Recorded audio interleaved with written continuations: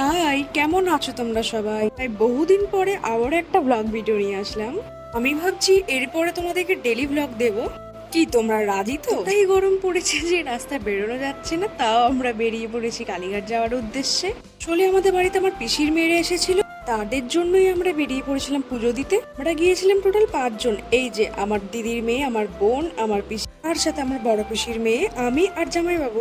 তো সকলেই যেন ইন্ডিয়াতে কলকাতাতেই প্রথম গঙ্গার নিচ দিয়ে মেট্রো চালু হয়। আমাদের থেকে বেশি এক্সাইটেড আমার পিসি, কারণ এই প্রথম গঙ্গার নিচ দিয়ে মেট্রো চেপে যাবে কলকাতা। যেহেতু আমাদের বাড়ি হাওড়াতে, তো এই গরমে বাসে করে যাওয়া আমাদের জন্য ইম্পসিবল। তাই এখান থেকে মেট্রো চেপে আমরা এখন যাবো স্প্ল্যানেট। তো এখান থেকে যাবো আবার কালীঘাট। প্রত্যেকবার আমরা স্প্ল্যানেট এসি রাস্তা গুলিয়ে, জন্য আমাদের ওইখানে অনেকটা পরিমাণে টাইম নষ্ট হয়। তার সাথে আমার জামাইবাবুর পায়ে ইনজুরি থাকাতে তাকে অনেক প্রবলেম ফেস করতে হয়। পরে আমরা স্প্ল্যানেডে নেবে ওইখান থেকে টিকিট কাটি কালীঘাট যাওয়ার জন্য। আমরা পুজো দেবো বলে ঘর থেকে কিছু খেয়েও বেরোয়নি, যার জন্য সবাই মিলে ক্লান্ত হয়ে পড়েছিলাম। আর আমরা সবাই এক্সকেলেটার ইউজ করলেও আমার পিসি তো ভয়তে করতেই পারবে না, যার জন্য ও তো শুধু সিঁড়ি ইউজ করছে।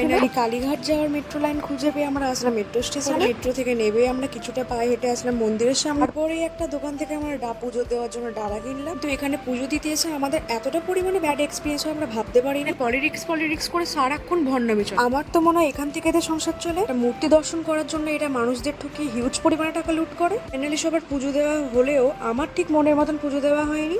তারপরেই এখান থেকে বেরিয়ে সবাই মিলে একটু আখের রস খেয়ে নিলাম। তো খেতে খেতে একটা কথাই ভাবছিলাম, যতদিন এখানে পলিটিক্স থামবে তার আগে আমি কোনোদিন এখানে পুজো দিতে আসবো না।